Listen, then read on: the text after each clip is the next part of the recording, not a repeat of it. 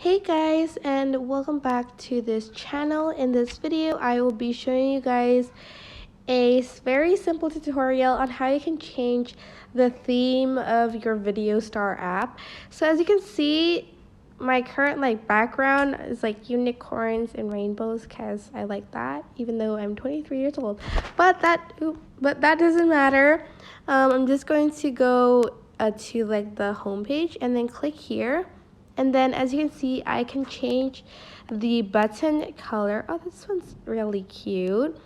I can even pick from a color, and I can even use images, as you can see that from this camera button.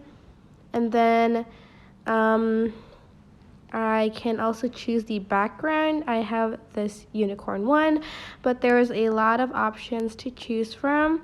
And you can even add in your own image, as you can see. You can also choose from a dark theme. And as you can see, you can also change the button color. So yeah, that is basically it. I hope this tutorial was helpful for you guys.